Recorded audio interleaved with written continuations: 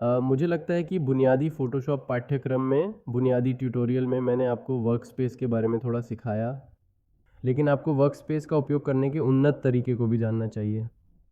इसलिए आप देख सकते हैं कि यह वह वर्कस्पेस है जिसे मैं अक्सर उपयोग करता हूँ। और अगर मैं यहाँ पे खिड़की पर आता हूँ, अगर मैं वर्कस्पेस पर जाता हूँ, तो आप देख सकते हैं कि मेरे पास कुछ वर्कस्पेस हैं। मुझे नहीं पता कि मेरे पास ये क्यों है। मैं इसे हटा सकता हूँ। इसीलिए मैं यहाँ आ सकता हूँ, विंडो वर्कस्पेस पे जा सकता हूँ और मैं एक वर्कस्पेस को डिलीट कर सकता हूँ। इसलिए मैं डिलीट वर्कस्पेस पे क्लिक करूँगा और मैं उस वर्कस्पेस का चयन कर सकता हूँ जिसे मैं डिलीट करना चाहता हूँ। इसीलिए मैं इस बिना शीर्षक 11 पे क्लिक करूँगा और बस डिलीट पे क्लिक करूँगा। यह अब हटा दिया गया है। तो हाँ, वापस वर्कस्पेस पे आना। इसलिए आप देख सकते हैं कि जब भी मैं इंस्टाग्राम ट्यूटोरियल बना रहा हूँ, मैं इस वर्कस्पेस को चालू करता हूँ।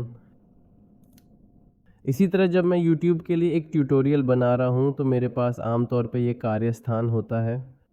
फिर ये वर्कस्पेस है जिसे मेन कहा जाता है, जिसे मैं अक्सर उपयोग करता हूँ। इसीलिए मूल रूप से आप उन्हें अपनी आवश्यकता के अनुसार सेट कर सकते हैं। इसीलिए डिफ़ॉल्ट रूप से अगर मैं यहाँ आता हूँ, कार्यस्थान पर जाएं, तो आपके पास डिफ़ॉल्ट आवश्यक कार्यस्थान है और ये वही है जिसके साथ आपको काम करना है। लेकिन बहुत सारे पैनल हैं जिन्हें आप चारों ओर ले जा सकते हैं, इसलिए हमेशा एक वर्कस्पेस का उपयोग करें जिसके साथ आप सबसे आरामदायक हैं। इसलिए मैं आमतौर पर क्या करता हूँ, उदाहरण के लिए यदि मैं अपने मुख्य कार्यक्षेत्र पर जाता हूँ, तो मेरे पास आमतौर पर इस तरह के सभी उपकरण होते हैं।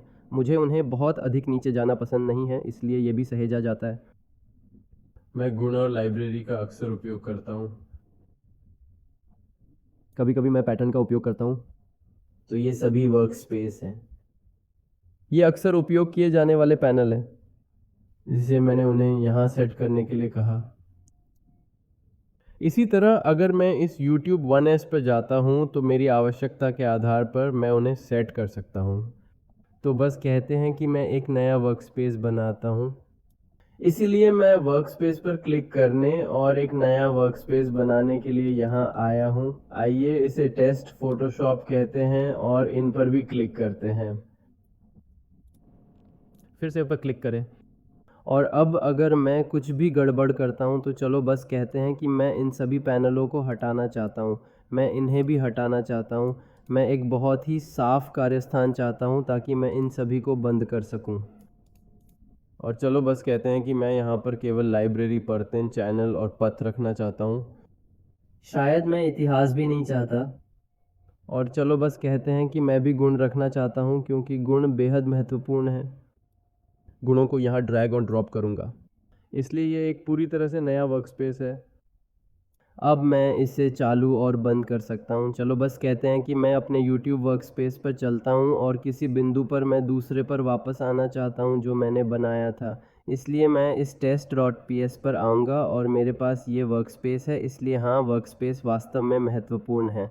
आपकी ज़रूरत के आधार पर आप एक वर्कस्पेस सेट कर सकते हैं और ये आपके काम को बहुत आसान बना देगा। इसलिए मुझे उम्मीद है कि आप लोग वास्तव में यह पसंद करते हैं और मैं आपको अगले में देखूँगा।